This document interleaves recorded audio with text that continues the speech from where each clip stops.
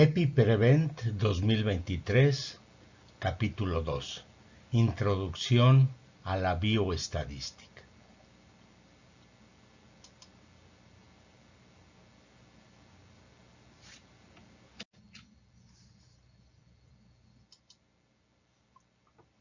La estadística nació cuando los estados modernos querían conocer algunas características de los habitantes y sus actividades.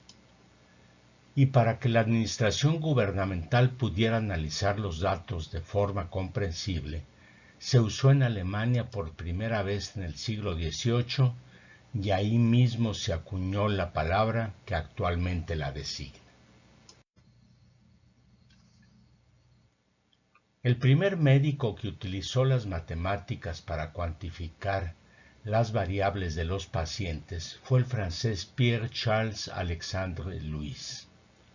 La primera aplicación del método numérico, que es como tituló a su obra y llamó a su método, fue en su clásico estudio de la tuberculosis. Durante el siglo XX se consolidaron los conocimientos acerca de la estadística con Ronald Fisher y en particular las aplicaciones en las ciencias biológicas con Carl Pearson, a quien se considera el fundador de la bioestadística.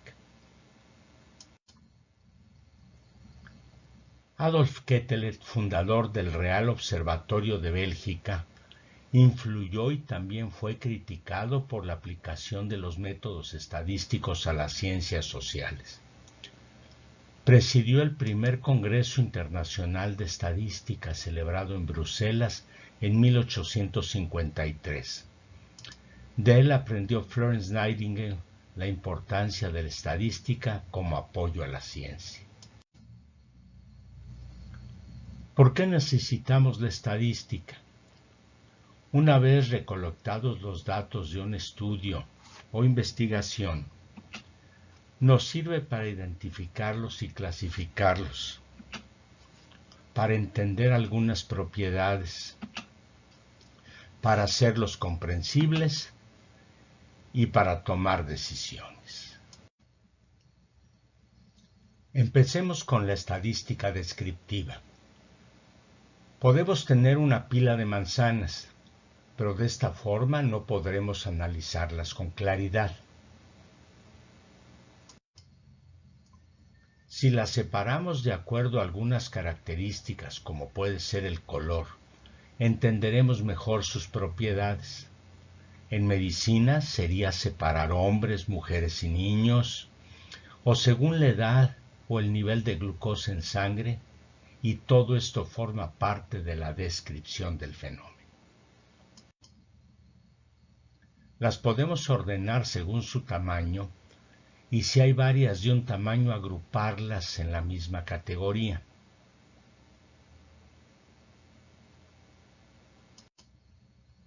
Si quitamos las manzanas y solo dejamos el número de cada categoría, hacemos una gráfica de barras.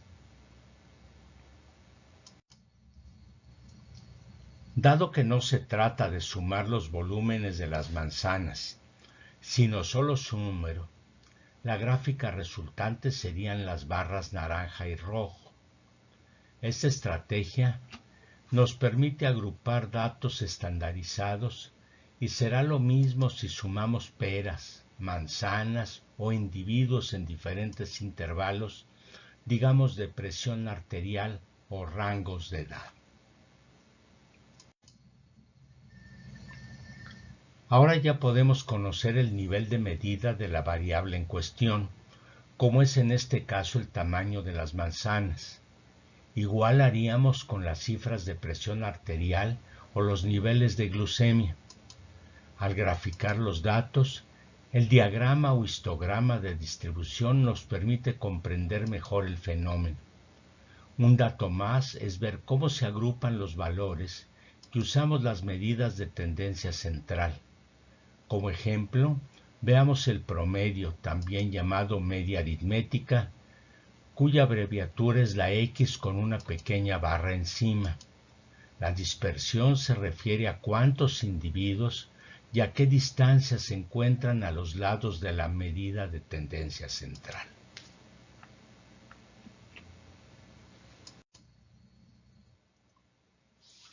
La media aritmética o simplemente media es la resultante de sumar los valores de cada uno de los individuos y dividirlo entre el número de observaciones. En este caso, vemos como 150, que es la suma de todos los de 5, de 10, de 15 y de 20, dividido entre el número total de observaciones nos da 150 entre 10, de manera que la media es 15.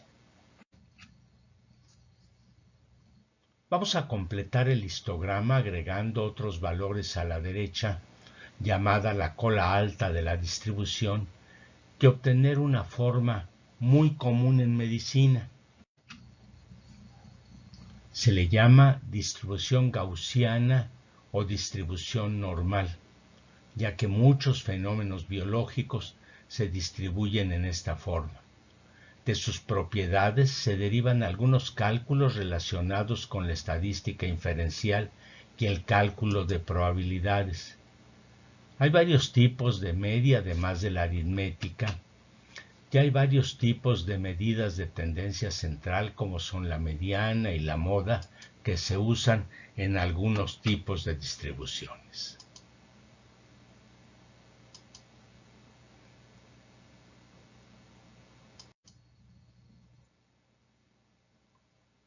Ahora veremos cómo se usa la estadística para tomar decisiones y vamos a aclarar en cuanto a qué. Desde este momento nos vamos a grabar el concepto de que cuando estudiamos algún fenómeno natural, lo que incluya la información que recogemos en la medicina, lo hacemos en una muestra del universo en cuestión, ya que prácticamente nunca se puede recoger toda la información de todos los individuos.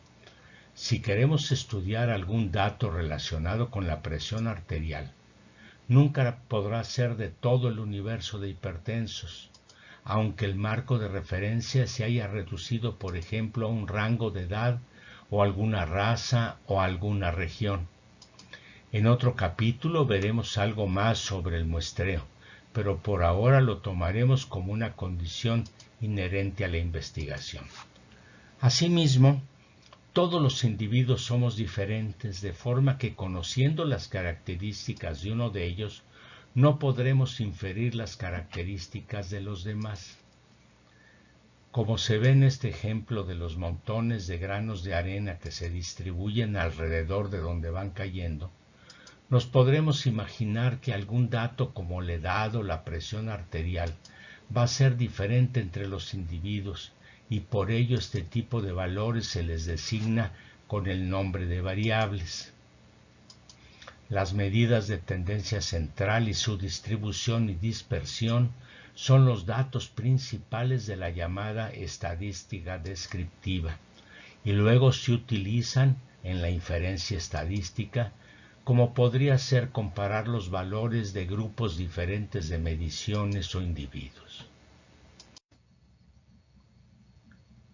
Una vez mostrados los datos, entramos en el terreno de la estadística inferencial. La necesidad surge al tener que decidir cuál es la probabilidad de que los datos que vemos en la muestra representen fielmente los de la población. Sin este cálculo, las conclusiones no se podrán aplicar a otros grupos diferentes al estudiado. Los cálculos probabilísticos son esenciales en la toma de mediciones en medicina. Aquí se muestra la base del razonamiento de la inferencia. Me interesa un parámetro de una población, por ejemplo, el valor medio de la frecuencia cardíaca, cuya denominación es la letra griega mi. Como no lo conozco y no puedo obtener los datos de toda la población, los obtengo de una muestra que se espera pueda ser un estimador eficiente del universo del que proviene. Al medir la media de la muestra, puedo calcular qué tan cerca está su valor de la media verdadera. En otro capítulo profundizaremos un poco más en este concepto.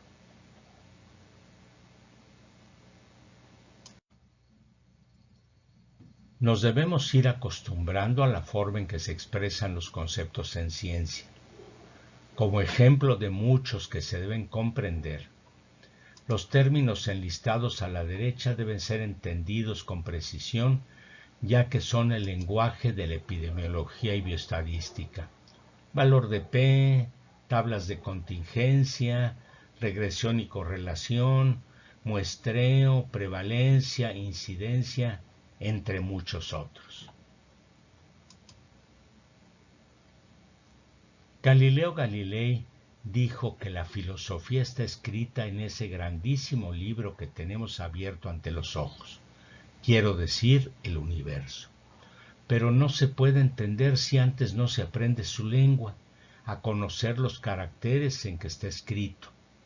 Está escrito en lengua matemática y sus símbolos son triángulos, círculos y otras figuras geométricas sin las cuales es imposible entender ni una palabra.